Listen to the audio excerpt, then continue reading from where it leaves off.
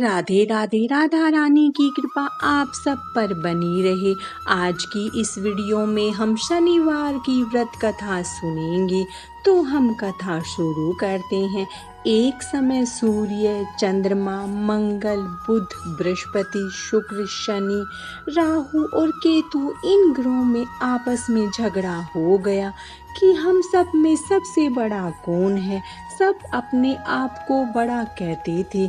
जब आपस में कोई निश्चय न हो सका तो सब के सब आपस में झगड़ते हुए इंद्र के पास गए और कहने लगे कि आप सब देवताओं के राजा हो, इसीलिए आप हमारा न्याय करके बताओ कि हम नवग्रहों में कौन सबसे बड़ा है। राजा इंद्र इनका प्रश्न सुनकर घबरा गए और कहने लगे कि मुझमें यह सामर्थ्य नहीं है जो किसी को बड़ा या छोटा बताऊं। मैं अपने मुख से कुछ नहीं कह सकता हूँ। हाँ, एक उपाय हो सकता है। इस समय पृथ्वी पर राजा विक्रमादित्य दूसरों के दुखों का निवारण करने वाले हैं, इसीलिए तुम सब मिलकर उन्हीं के पास जाओ, वही तुम्हारे दुखों का निवारण करेंगे। ऐसा वचन सुनकर सभी ग्रह देवता चलकर भूलोक में राजा विक्रमादित्य की सभा में जाकर उपस्थित हुए और अपना प्रश्न राजा के सामने रखा। राजा उनकी बात सुनकर बड़ी चिंता में पड़ गए कि मैं अपने मुख से किसे बड़ा और किसे छोटा बताऊं। जिसको छोटा बताऊंगा वही क्रोध करेगा। परंतु उनका झगड़ा निपटाने के लिए एक उपाय सोचा।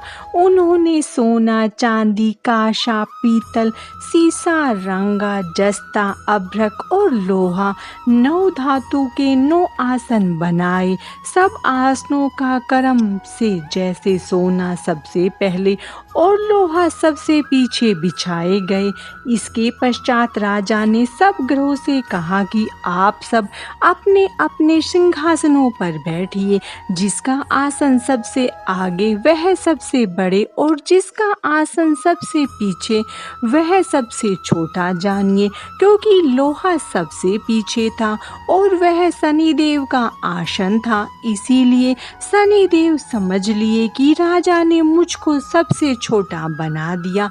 इस पर शनि को बड़ा क्रोध आया और कहा कि राजा, तुम मेरे पराक्रम को नहीं जानता। सूर्य एक राशि पर 1 महीना, चंद्रमा 2.25 महीने, 2 दिन, मंगलवार 1.5 महीना, बृहस्पति देव महीने, बुध और शुक्र 1 महीने, परंतु मैं राशि पर ढैया अथवा 7.5 साल तक रहता हूँ। बड़े बड़े देवताओं को भी मैंने भीषण दुख दिया है। राजन सुनो, राम जी को 7.5 आई और वनवास हो गया।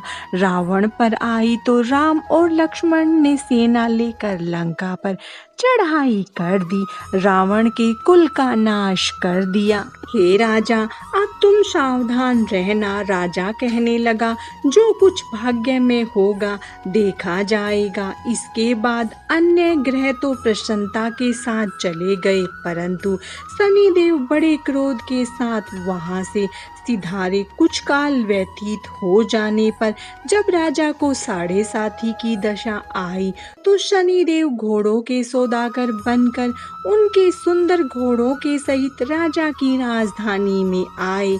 जब राजा ने सौदागर के आने की खबर सुनी तो अश्वपाल को अच्छे अच्छे घोड़े खरीदने की आज्ञा दी।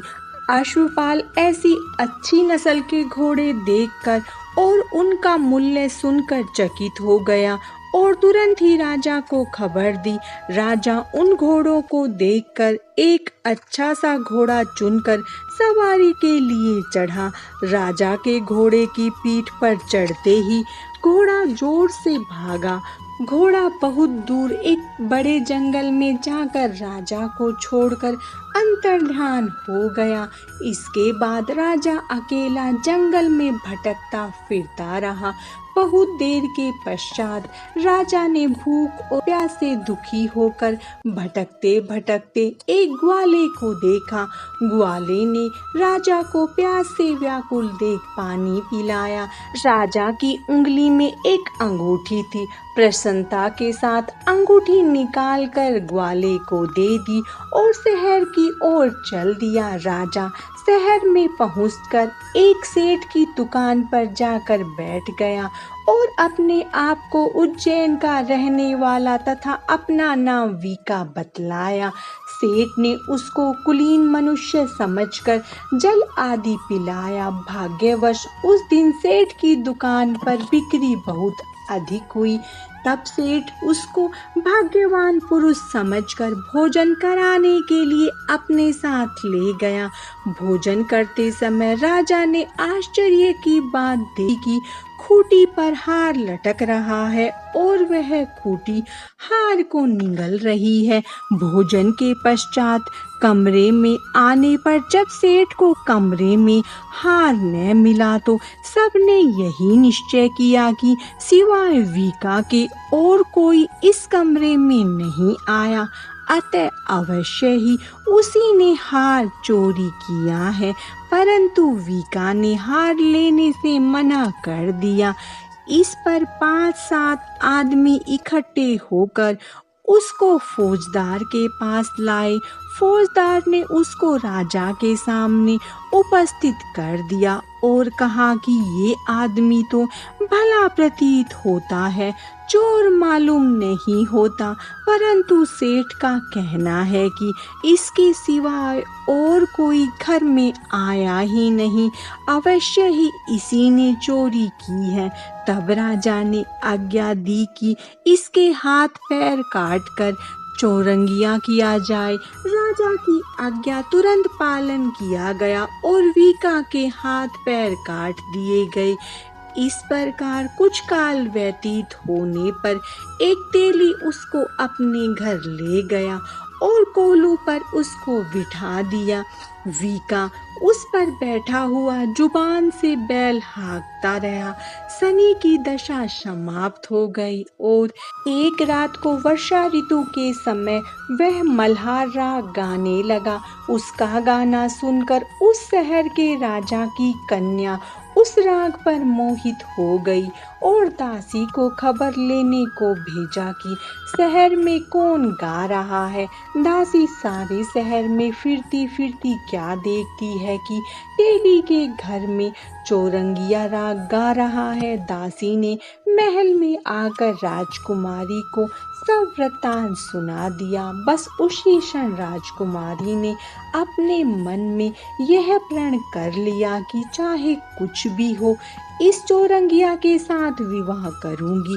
प्रातःकाल होते ही जब दासी ने राजकुमारी को जगाना चाहा तो राजकुमारी अनशन व्रत लेकर पड़ी रही। तब दासी ने रानी के पास जाकर राजकुमारी के न उठने का वृत्तांत कहा। रानी ने तुरंत ही वहां पर आकर राजकुमारी को जगाया और उसके दुख का कारण पूछा तो राजकुमारी ने कहा कि माताजी, मैंने यह प्रण लिया है कि तेली के घर में जो चौरंगिया है उसी के साथ विवाह करूंगी। माता ने कहा, पगली, यह क्या बात कह रही है? तुझको किसी देश के राजा के साथ विवाह जाएगा। कन्या कहने लगी कि माताजी, मैंने अपना प्रण कभी नहीं तोड़ूंगी। माता ने चिंतित होकर यह बात राजा को बतलाई। जब महाराज ने भी आकर यह समझाया कि मैं अभी देश देशांतर में अपने दूत भेजकर सुयोग्य रूपवान एवं बड़े बड़े गुणी राजकुमार के साथ तुम्हारा विवाह करूंगा, ऐसी बात तुझको कभी नहीं विचारनी चाहिए। कन्या ने कहा, पिताजी, मैं अपने प्राण त्याग दूंगी परंतु दूसरे से विवाह नहीं करूंगी। इतना सुनकर राजा ने क्रोध से कहा, यदि तेरे भाग्य में ऐसा ही लिखा है तो जैसी तेरी इच्छा हो वैसा ही कर। राजा ने तेली को बुलाकर कहा कि तेरे घर में जो चौरंगिया है उसके साथ मैं अपनी कन्या का विवाह करना चाहता हूँ। तेली ने कहा कि यह कैसे हो सकता है, कहाँ आप हमारे राजा और कहाँ मैं एक नीच तेली। परंतु राजा ने कहा कि भाग्य लिखे को कोई नहीं टाल सकता, अपने घर जाकर विवाह की तैयारी करो। राजा ने उसी समय तोरण और बंदरवार लगाकर अपनी राजकुमारी का विवाह चौरंगिया बना विक्रमादित्य के साथ कर दिया। रात्रि को जब विक्रमादित्य और राजकुमारी महल में सोए तो आधी रात के समय शनिदेव ने विक्रमादित्य को सौंपन दिया कि राजा कहो, मुझको छोटा बतलाकर तुमने कितना दुख उठाया। राजा ने क्षमा मांगी। शनिदेव ने प्रसन्न होकर विक्रमादित्य को हाथ पैर दिए। तब राजा ने कहा, महाराज मेरी प्रार्थना स्वीकार करें कि जैसा दुख आपने मुझे सौंप दिया है ऐसा और किसी को न दे। शनिदेव ने कहा कि तुम्हारी यह प्रार्थना स्वीकार है। जो मनुष्य मेरी कथा सुनेगा या कहेगा उसको मेरी दशा में कभी किसी प्रकार का दुख नहीं होगा। जो नित्य ही मेरा ध्यान करेगा या चींटियों को आटा डालेगा उसके सब मनोरथ पूर्ण होंगे। इतना कहकर शनिदेव अपने धाम को चले गए। राजकुमारी की आंखें खुली और उसने राजा के हाथ पांव सही सलामत देखे तो आश्चर्य को प्राप्त हुई। उसको देखकर राजा ने अपना समस्त हाल कहा कि मैं उज्जैन का राजा विक्रमादित्य हूँ। यह सब बात सुनकर राजकुमारी अत्यंत प्रसन्न हुई। प्रातःकाल राजकुमारी से उसकी सखियों ने पूछा तो उसने अपने पति का समस्त वृतांत कह सुनाया। तब सबने प्रसन्नता प्रकट की और कहा कि ईश्वर ने आपकी मनोकामना पूर्ण कर दी। जब उस सेठ ने यह बात सुनी तो वह विक्रमादित्य के पास आया और राजा विक्रमादित्य के पैरों पर गिरकर क्षमा मांगने लगा कि आप पर मैंने चोरी का झूठा दोष लगाया, अतः आप मुझको जो चाहे दंड दें। राजा ने कहा, मुझ पर शनिदेव का कोप था, इसी कारण यह सब दुख मुझको प्राप्त हुआ। इसमें तुम्हारा कोई दोष नहीं है, तुम अपने घर जाकर अपना कार्य करो। सेठ बोला कि मुझे अभी शांति होगी जब आप मेरे घर चलकर प्रीतिपूर्वक भोजन करेंगे। राजा ने कहा, जैसी आपकी मर्जी वैसा ही करे। सेठ ने अपने घर जाकर अनेक प्रकार के सुंदर भोजन बनवाए और राजा विक्रमादित्य को प्रतिभोज दिया। जिस समय विक्रमादित्य भोजन कर रहे थे एक अत्यंत आश्चर्य की बात सबको दिखाई दी। जो खूंटी पहले हार निगल गई थी अब हार उगल रही थी। जब भोजन समाप्त हो गया तो सेठ ने हाथ जोड़कर बहुत सी मोहरें राजा को भेंट की और कहा कि मेरे श्री कंवर नामक एक कन्या है, उसका पाणी ग्रहण आप करें। इसके बाद सेठ ने अपनी कन्या का विवाह राजा के साथ कर दिया और बहुत सा दान दहेज आदि दिया। इस प्रकार कुछ दिनों तक वहां निवास करने के पश्चात विक्रमादित्य ने शहर के राजा से कहा कि अब मेरी उज्जैन जाने की इच्छा है। फिर कुछ दिन के बाद विदा लेकर राजकुमारी मनभावनी सेठ की कन्या श्री कंवरी तथा दोनों जगह के दहेज में प्राप्त अनेक दास दासी रथ और पालकियों सहित विक्रमादित्य उज्जैन की तरफ चले। जब शहर के निकट पहुँचे और पुरवासियों ने राजा के आने का संवाद सुना तो समस्त उज्जैन की प्रजा आगवानी के लिए आई। तब बड़ी प्रसन्नता से राजा अपने महल में पधारे।